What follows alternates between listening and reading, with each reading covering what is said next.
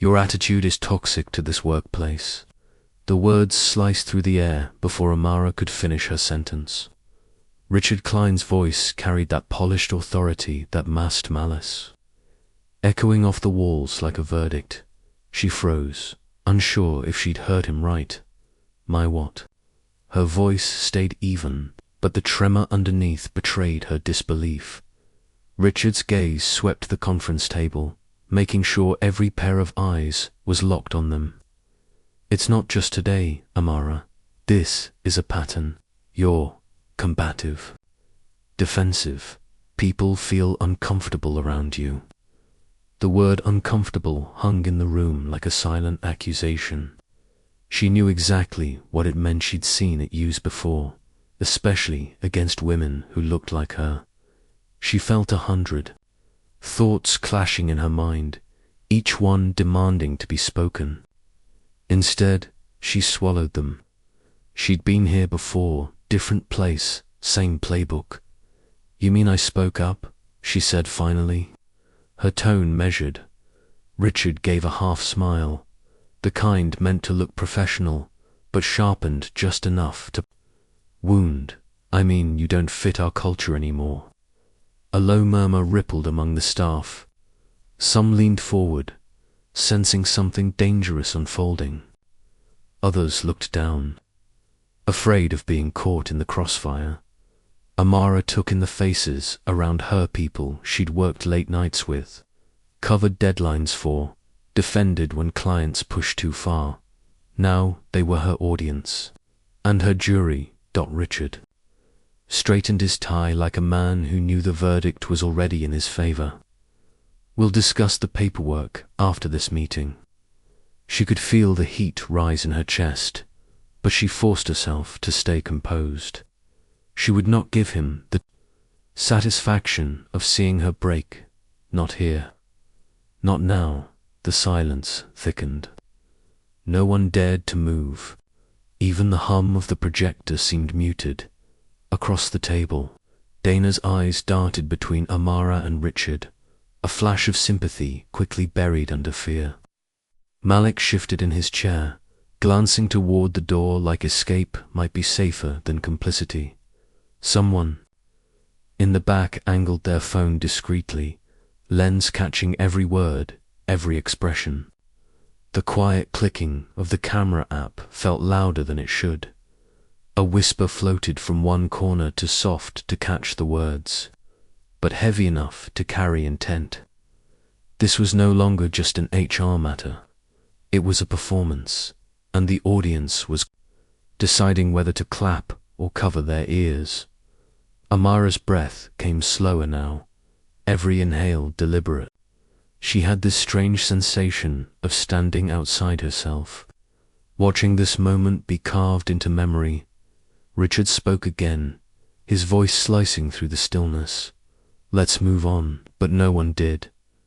Richard leaned back, fingers laced, the picture of a man confident in his control. The smirk on his face wasn't just arrogance. It was a weapon honed over years of knowing the system bent in his favor. You see, he said, drawing out each word like he was savoring it, it's not about skill. You're good at your job, but attitude. He let the word hang, dripping with unspoken judgment. Amara met his eyes. You mean I don't know my place? The smirk twitched but didn't fade. I mean professionalism matters. We can't have tension in the workplace. It's bad for morale. Bad for morale. She could count the number of times she'd heard that phrase used to silence someone. It never meant morale. It meant obedience. His voice softened, almost mockingly. You should take this as feedback. Her jaw tightened. Feedback was meant to improve performance, not erase identity. But he knew she couldn't say that, not without sealing her fate entirely. Somewhere in the back, a chair creaked. Someone exhaled. The tension had become its own living thing. Richard's smirk deepened, the power dynamic cemented in that moment. Without warning, Richard reached into his folder and pulled out a single sheet. He didn't hand it to her, he slid it across the polished wood like evidence at a trial. The paper spun slightly before coming to rest in front of her. Termination notice. No explanation attached. No discussion offered. Just an ending. Effective. Immediately, he said, tapping the paper with a manicured finger. The words didn't land as much as they detonated inside her. She kept her hands folded, refusing to give him the satisfaction of seeing her touch it. "You'll need to clear your desk by the end of the day," he added, voice light, as though discussing a calendar change. A muscle in her cheek twitched. She said nothing, yet her hands trembled beneath the table. She drew in one deep, steady breath, feeling the weight of every eye in the room. Richard leaned back, already convinced the scene was over. But a WASN single quotes. Her mind raced not with fear, but with clarity, the kind that came when you realized they'd underestimated you. She opened her mouth and that's where the moment froze, hanging in the air like the second before a storm breaks. "You'll have to work twice as hard for half the credit." Her mother's voice had been both a warning and a prophecy. Amara Jackson, now 32, had lived it every day since walking across that graduation stage, the first in her family to do so. Her journey from a cramped apartment in Newark to a corner office in Manhattan hadn't been luck. It was late.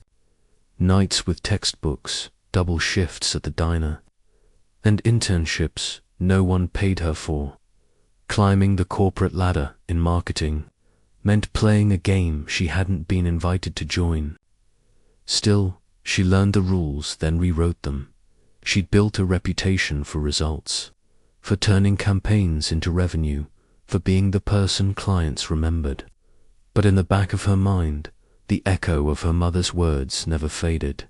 Some days, they felt like armor. Others, like prophecies coming true. The reminders came in small doses, but they added up, double quotes. "Hey, can you grab coffee for the team?" A junior associate had asked her during her first year.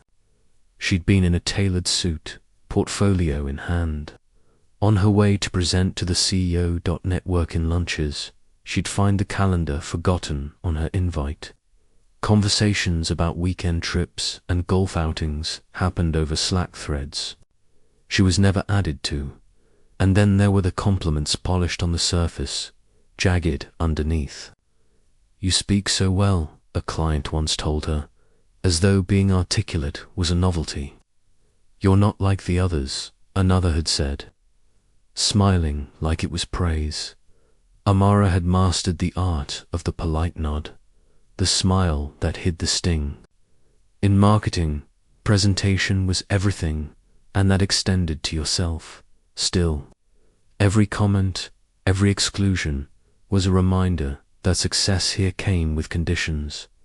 Her name was on the reports, her ideas in the pitch decks, but her belonging, that always felt on probation. Every morning she walked past the framed "Diversity is our strength" poster in the lobby. It showed smiling employees of every shade and background, except she'd never seen most of those faces in a leadership. Meeting the boardroom told the real story. A long table lined with white men in tailored suits, their voices setting direction, their decisions unquestioned. When the company won an industry award for diversity, Richard Klein himself had posed in front of the poster, arm around a group of junior hires who never made it past entry-level. It wasn't diversity, it was branding. And branding, Amara knew better than anyone, was about appearance, not truth. Richard's hostility wasn't loud, it was colder than that. A delayed reply to her emails, a raised brow when she spoke in meetings, requests for data only on her projects, never on anyone else's. He'd mask it with clipped politeness, but the message was clear. He didn't see her as belonging. Amara had dealt with difficult managers before, but with Richard, the tension felt personal, and personal life had a way of turning dangerous. 1 week before the conference room showdown, an email from Richard landed in her inbox. "We need to talk about your approach. It's becoming an issue. No details, no meeting request, just a line that sat like a storm cloud in her head. She had no idea how close it was. And if we pivot the campaign to highlight customer stories instead of product specs? Let's hear from someone else," Richard cut in, eyes flicking past Amara as though she hadn't spoken. A silence hung for a beat before Jason, seated 2 chairs down, cleared his throat. "Actually, I was thinking maybe we should lead with client testimonials instead of features." Richard leaned back, a smile forming. "Now that's a solid direction." Amara's pen froze. She watched as heads nodded around the table, as Jason's new suggestion was scribbled on the whiteboard, exactly as she had outlined it moments earlier. It wasn't the first time. She had learned that, in this office, ideas were currency and hers lost value the moment they left her mouth. Her jaw tightened, but she stayed silent. Speaking up in that room would only mark her as difficult. A label that clung to women like her longer than any performance review. The meeting moved on, but the sting stayed. Later that afternoon, she knocked on Richard's office door. "Do you have a minute?" He didn't look up from his laptop. "Go ahead. I wanted to talk about what happened in the meeting." I shared that campaign idea before Jason. Richard finally looked at her, his expression flat. "Amara, you're reading too much into it. You tend to be overly sensitive about these things." Her chest tightened. "It's not about sensitivity. It's about acknowledgement." "You're a valuable member of the team," he said, voice clipped. "But you need to learn to take feedback without making it personal." Feedback she hadn't been corrected. She'd been erased. The conversation ended with him glancing back at his screen, already done with her. She walked out, knowing the next time it happened, she'd be the one labeled the problem. The following weeks blurred into deadlines and after-hours emails. Richard kept assigning her the firm's toughest accounts, clients with impossible demands and campaigns that required triple the usual prep. She delivered every time. Revenue spiked. Clients renewed contracts. Praise poured in during team calls, except her name was never attached. When Richard presented quarterly results, he rattled off the team's accomplishments, crediting our collective effort while glancing meaningfully at Jason and the others. Amara's work wasn't invisibly, it was deliberately hidden in plain sight. In the corporate world, recognition wasn't just ego. It was currency for promotions, leverage for raises, proof you belonged. Without it, you became replaceable. And Amara knew that was exactly how Richard wanted her position, burdened with the heavy lifting, but never with the reward. The breaking point came during a high-stakes pitch to a new client, a deal worth millions. Halfway through her presentation, Richard interrupted. "Actually, that number's outdated," he said loudly, gesturing toward her slide. "We'll need to revise that before finalizing." The figure was correct. She knew it. He knew it. But the clients shifted in their seats, glancing between them, doubt flickering across their faces. Amara forced a smile, adjusted the slide, and kept going, her pulse hammering in her ears. It was a small cut in public, but in business, perception was everything. And Richard had just carved away at hers in front of the very people she'd been trying to win. That night, she opened a fresh document on her laptop. Date, time, incident. Witnesses, she typed each moment she could interruption, every exclusion, every stolen credit. Her fingers moved quickly at first, then slowed as the list grew longer. She didn't know if it would make a difference, but she knew one thing. In a place where truth could be twisted and memory contested, evidence was her only defense, and she had just begun to gather it. That figures from last quarter, Amara said, her tone calm but firm. Our latest report shows a 12% increase, which strengthens the projection. Richard's smile didn't reach his eyes. Is that so? He leaned back in his chair, looking directly at the client. Well, it's always interesting. When members of the team decide to challenge leadership during a presentation, her stomach dropped. I'm not challenging you, Richard. I'm clarifying. He cut her off, his voice sharp. No, what you're doing is undermining my authority in front of our most important account. And frankly, that's unprofessional. The client's gaze darted between them, the easy rapport they'd shared moments earlier slipping away. She tried again. It's not about authority, it's about accuracy. I thought you thought wrong, he said.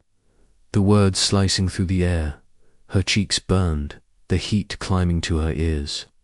She wasn't just being corrected, she was being framed as insubordinate.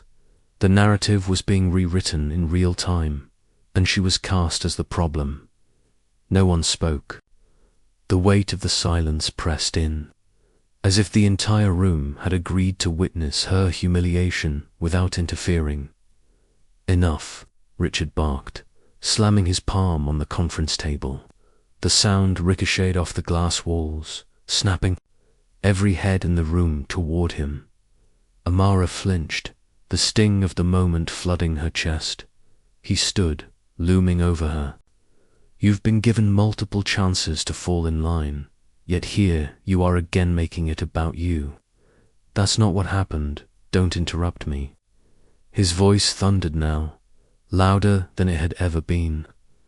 I will not have my leadership questioned by someone who can't even follow basic protocol.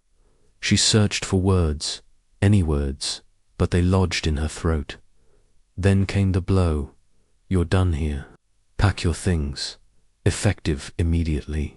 For a split second, she thought she'd misheard, but the tight-lipped HR rep in the corner didn't blink, and the client's eyes widened.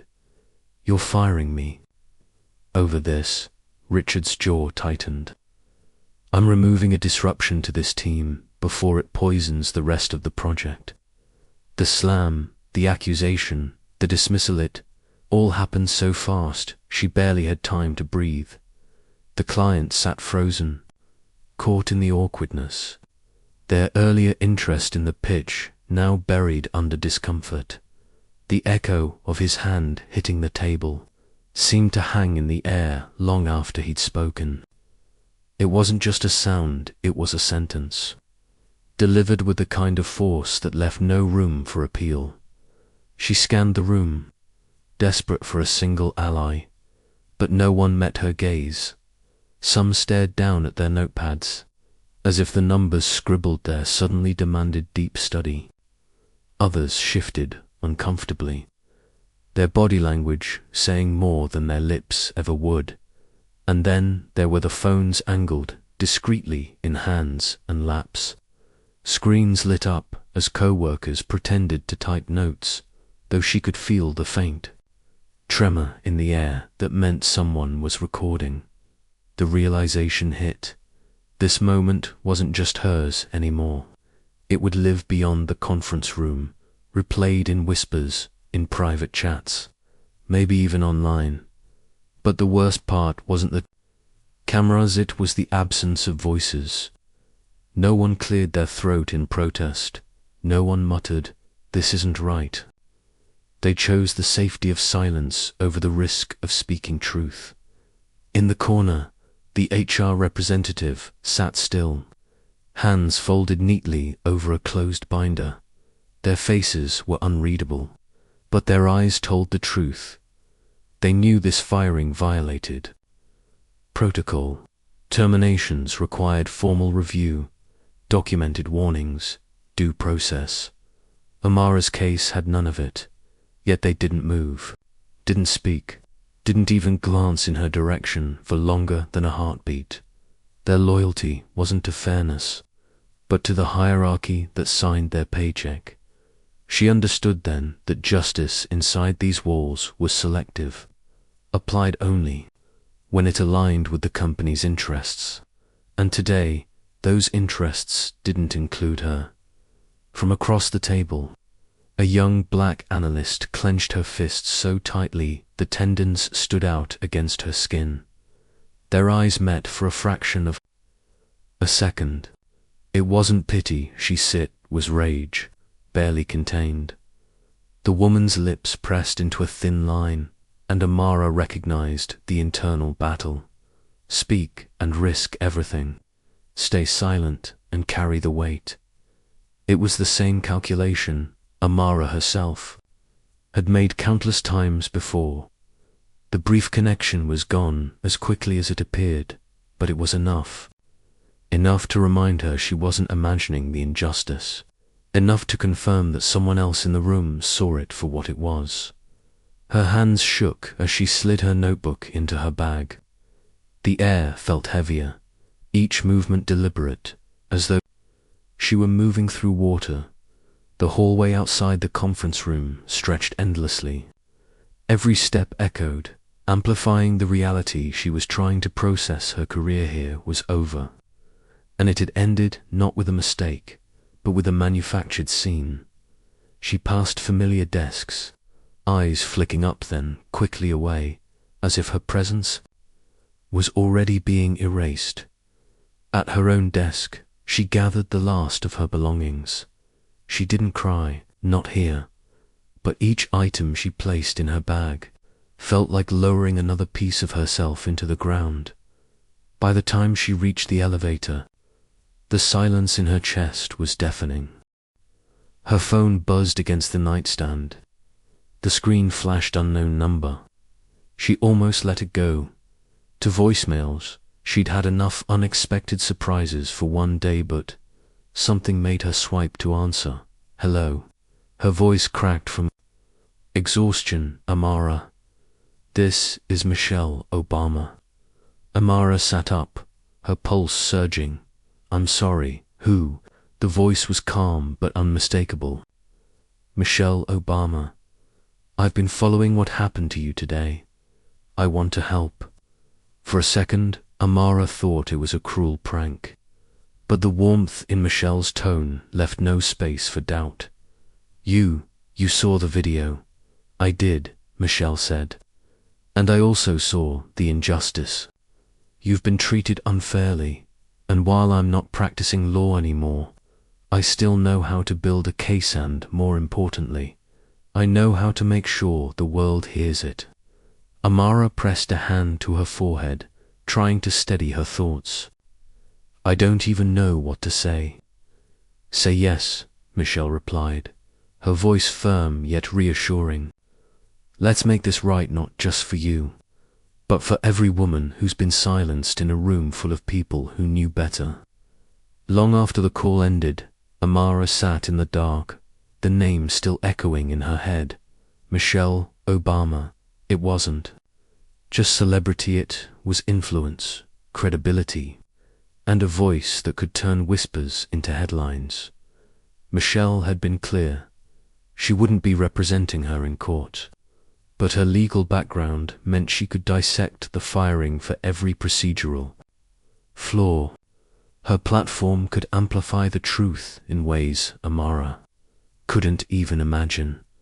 For the first time since Richard's slam reverberated in that conference room, Amara felt a shift not in circumstances, but in possibility.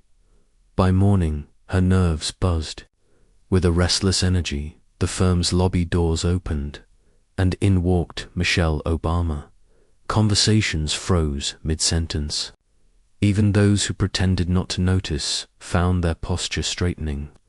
eyes flicking in her direction. She moved with unhurried purpose, each step measured but commanding. Amara stepped forward, her voice quiet. "You really came, Michelle?" Smiled faintly. "I told you I would." The receptionist stammered through a greeting, unsure whether to offer a seat or clear the path. Michelle's gaze didn't waver. "Where's Richard?" she asked. Her presence was more than physical, it was gravitational. People leaned in, not out of curiosity, but because something in the air told them this moment mattered. Richard emerged from the hallway, already smirking as if he'd rehearsed a speech for the inevitable confrontation. But the smirk faltered when he saw the camera crews outside the glass doors. Then his eyes landed on Michelle, standing beside Amara. "Mrs. Obama," he said, his tone strained, the confidence leaking out of his voice. She didn't blink. "Richard, I came to discuss an incident that has gained significant public attention." His gaze darted to the cameras, then to the gathering staff in the lobby. The smug certainty he'd worn for years had been replaced by calculation and a hint of fear. For the first time, Amara saw him off balance. A low current of whispers ran through the staff. "She's really here. What's going on?" People who'd averted their eyes yesterday now looked openly at Amara, as if the power dynamic had reversed overnight. Michelle didn't have to raise her voice. Her mere presence shifted the atmosphere. The unspoken rule that Richard was untouchable felt negotiable, and in that small but critical change, Amara sensed the first crack in the wall that had been built around him. "Go ahead," Michelle said softly, folding her hands. Richard's attorney launched into a rehearsed defense, filling the air with polished excuses. Michelle didn't interrupt, not once. Her stillness was deliberate, each second of silence pulling the room tighter. Amara could feel the shift, every eye drawn to Michelle, waiting for the moment she'd move. And when the lawyer finally paused for breath, Michelle leaned forward slightly, her gaze steady. "Now," she said, "let's talk about the facts." Her words cut with the precision of a surgeon. Under Title VII of the Civil Rights Act, Michelle began, "Discrimination on the basis of race and gender is unlawful. Your client's actions, public humiliation, retaliatory termination are textbook violations." She referenced the firm's own employee handbook, reading passages that directly contradicted Richard's actions. Each citation landed like a hammer strike. "You claim she was unprofessional," Michelle continued, "but your own records show no prior warnings, no documented issues. What we do have is a recorded incident of a black woman being silenced for correcting a factual error." By the time she finished, the defense had nothing left to stand on but silence. The verdict came without ceremony. The firm terminated Richard effective immediately. Within hours, they issued a formal apology to Amara, acknowledging their failure to uphold workplace equality. Amara read the statement twice, her hands trembling not from disbelief, but from the release of tension she'd been carrying for days. She knew this wasn't just about her anymore. This was precedent. The video of Richard's firing and the public apology went viral within hours. Morning talk shows debated it. Opinion columns dissected it. Social media lit up with discussions about the attitude stereotype weaponized against black women in corporate spaces. Hashtags trended. Voices amplified. Stories poured in from women who'd been dismissed, demeaned, and silenced in similar ways. It was no longer just Amara's story, it was a movement. Standing before the cameras one last time, Amara's voice didn't waver. "My voice is mine," she said, looking directly into the lens, "and I will never lower it for someone else's comfort again." The crowd erupted not in noise, but in something louder: belief, if you've ever been fired, humiliated, or silenced. For standing up for what's right, I want to hear from you. Amara's voice carried steady conviction. Drop your story in the comments, because your voice matters. Together, we're building a record they can't ignore. And if this story hit you, she continued, share it. Send it to your friends, post it where they can't scroll. Past it, like and subscribe, so we can keep telling the truths they try to bury. This isn't the end, it's the start of something bigger.